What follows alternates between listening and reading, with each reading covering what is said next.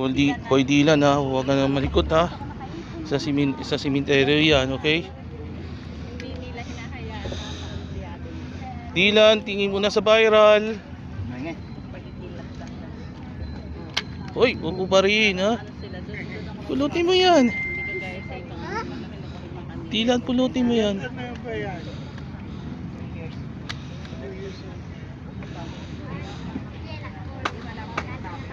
Sa ano pa? Second week pa.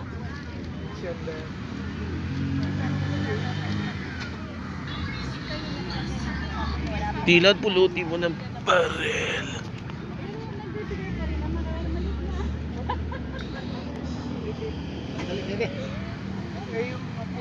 Oh, pa.